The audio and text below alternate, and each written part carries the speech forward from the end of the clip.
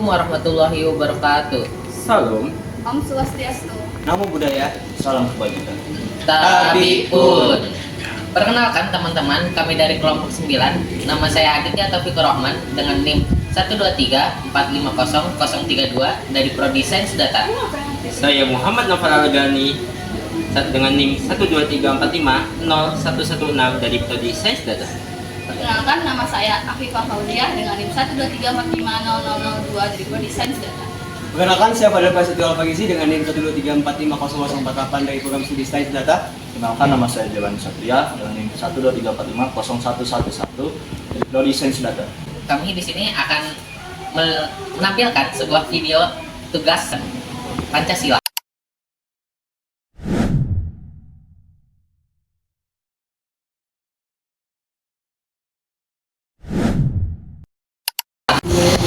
Salah bro, itu bro. Ya, Allah. Yang mana?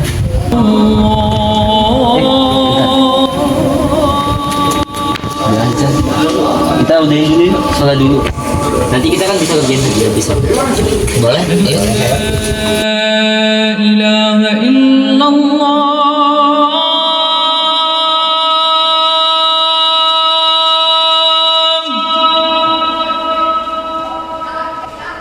Asyhadu an Allahu Akbar, Allahu Akbar, syahadu la ilaha illallah, syahadu anna Muhammadar Rasulullah, hayya shalah, hayya falah, qad qamatis shalah, qad qamatis shalah. Allahu Akbar, la ilaha illallah. Tidak persen.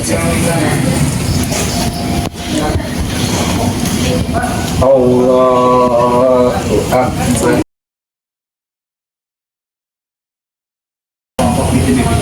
Allah.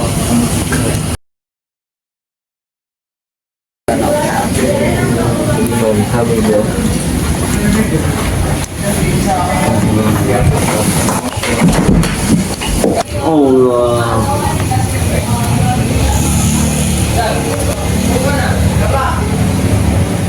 Assalamualaikum. Aku ngajak tempat itu. Mana? Tempat itu.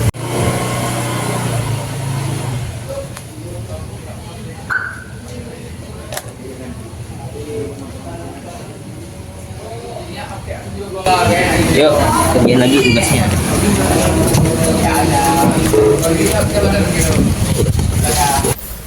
Berdasarkan video pertama, dapat disimpulkan bahwa kita sebagai rakyat Indonesia, kita adalah rakyat yang beragama. Kita harus bertanggung jawab atas agama apa yang kita pilih.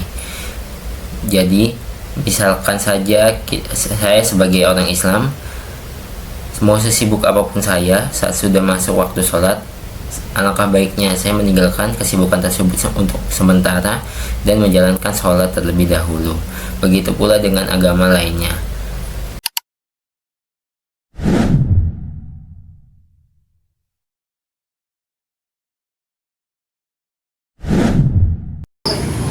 Del, nanti kamu kerjain 9 sampai 15 ya. Aduh, itu teh kebanyakan. Terlalu banyak tuh. Kurangin dong ya, Nopal. Gimana ya? Kamu bingung. Nopal itu susah loh soalnya. 3 menit dari tadi gak selesai. Gak apa-apa kan, Dil? Itu deh.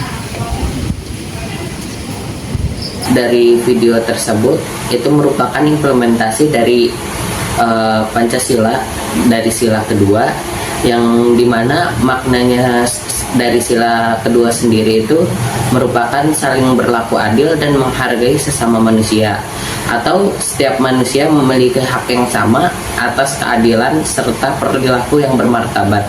Jadi sesuai dari video tersebut, di sana digambarkan bahwa Fadil mendapatkan nilai tugas yang lebih banyak dibandingkan Noval, karena Noval sendiri mendapatkan tugas yang lebih susah dibandingkan yang lain, termasuk Fadil. Sedangkan Fadil sendiri mendapatkan banyak tugas karena tugas yang diberikan kepada Fadil sendiri itu merupakan tugas yang lebih mudah, atau memang lebih mudah daripada yang lain. Jadi di sana berlaku adil bahwa Noval hanya mendapatkan satu tugas, namun tugasnya sangat sulit. Sedangkan Fadil sendiri mendapatkan tugas yang lebih banyak, namun tugas tersebut lebih mudah.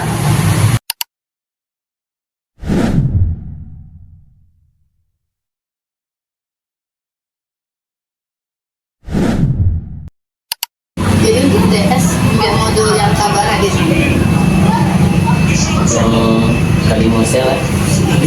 Harimau tuh mudah ya. Merah tuh kan. Nggak tahu bang. Nggak tahu dia. Gue infografis kan. Nggak tahu. Pakai laporan atau cuma infografisnya sih? Gue video kalau tidak salah. Video. Video di masa muka YouTube tuh. Lagi ngobrol apa nih? Cuma DS nggak sih, beda enggak? Sama enggak? Kan tugas infografis nggak sih? Ngobrol apa sih? Nggak ngerti tahu masalah. Oh, jadi kita beres ngomongin ini, ngomongin tugas ATS. Tes apa? Kita Bahasa daerah. Minang. Minang. ya Apa tuh tadi artinya?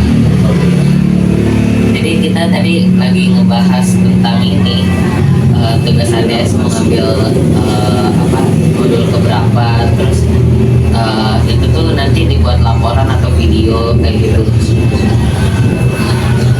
Ya udah kita pakai bahasa Indonesia aja biar kamu juga ngerti. Boleh tuh. Kelas kalian tugasnya infografis kah atau laporan? Laporan sih kalau tugas aku. Juga dikasih template. Udah mana? Baru itu. Boleh minta gak itu? Boleh. Nanti bisa kirim WA aja ya. Iya boleh. Tapi kalau yang C infografis ya. Sudah kemarin Beda kelas. Jadi dari video yang tadi sudah ditampilkan, kami sedang berbicara mengenai tugas-tugas yang diberikan. Tapi dalam percakapan tersebut terdapat orang yang tidak mengerti apa yang sedang diobrolkan, karena yang mereka sedang mengobrol menggunakan bahasa daerah. Nah, dari situ dapat satu cara untuk mengatasinya, yaitu dengan menggunakan bahasa Indonesia sebagai bahasa persatuan. Dengan menggunakan bahasa Indonesia, maka orang lain dapat mengerti apa yang sedang dikatakan atau diobrolkan satu sama lain. Nah, karena itu persatuan Indonesia sangat penting.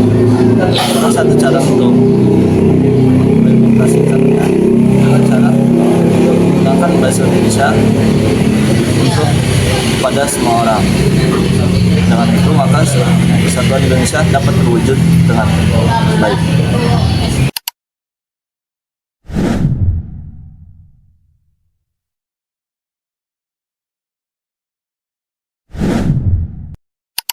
Jadi gimana nih tugas Pancasilanya? Ada usulan nggak? Kita bagi tugas-tugas sih. Bagi tugas. Boleh deh nih. Ini kan ada 5 sila nih. Siapa aja nih? Bagi aja semua. Yaudah, aku pengen sila ke-1. Ada keberatan nggak? aku kelima. Kamu kelima. Kalau maaf, aku boleh yang ke-1 nggak? Aku kalau misalnya mainnya Nggak bisa pak, kan Adit udah duluan. ya, tapi aku kalau mainnya yang lain nggak tahu, aku kayak macam mengimplementasikannya. Gak apa-apa kok, nanti kita bantuin juga. Kamu sila kedua aja gak apa-apa kok. Gampang itu. Nanti kita semua bantuin kok. Ya udah, tapi kalau misalnya nggak terlalu bagus nanti jangan salahkan saya. Ya udah, nanti kalau misalkan emang kamu gak bisa, kita bertukar juga gak apa-apa kok. Berarti ini kan Zai gak ada. Kita masukin ke sila 4 aja kali ya. Kamu sila ketiga gak apa-apa kan? Nggak apa-apa. Tapi kan orangnya nggak ada, nggak bisa gitu. Ya nanti kita ngomongin lagi aja setelah dari tadi.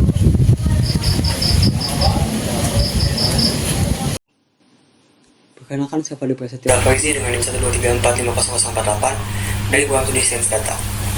Berdasarkan video keempat tentang kerakyatan yang dipimpin oleh hikmat kebijaksanaan dalam kemusyawaratan perwakilan, dapat disimpulkan bahwa sebagai rakyat Indonesia, kita harus bisa menyampaikan pendapat dan juga menerima pendapat. Dan ada baiknya jika permusyawaratan tersebut berakhir dengan damai dan tercapainya tujuan yang menguntungkan semua belah pihak.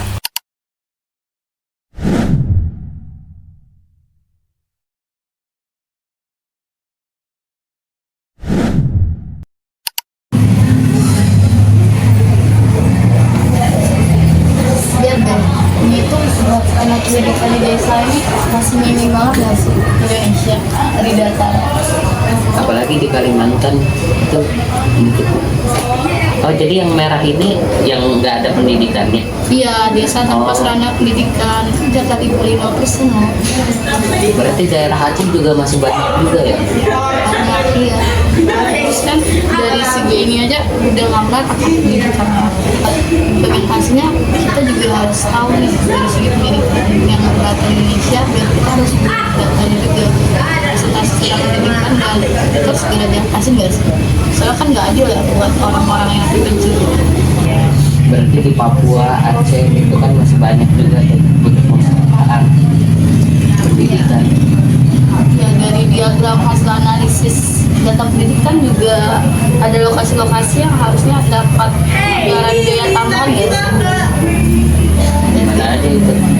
Jadi contohnya di arah Bali juga cuma 716 doang, yang banyak itu di Sumatera 25% sama di Jawa.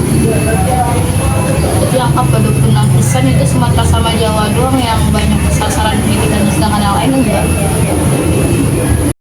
Jadi, untuk implementasi pada sila kelima tersebut, penerapan sains data untuk mendukung pemerataan keadilan sosial di Indonesia, khususnya di bidang pendidikan tadi nih. Nah, dari gambar tersebut dapat kita lihat infografis data visual simulasi data. Nah, bisa dilihat nih teman-teman, peta di Indonesia dengan berbagai area yang memiliki indikator seperti ketimpangan dalam pendidikan. Indonesia adalah negara dengan keanekaragaman budaya, namun sayangnya juga menghadapi berbagai masalah ketimpangan di bidang sosial seperti pendidikan. Data sains bekerja di depan layar komputer menganalisis dalam data besar atau big data. Ketimpangan pendidikan di Indonesia terjadi karena tidak semua daerah memiliki akses yang sama dalam segi fasilitas dan tenaga pengajar yang berkualitas.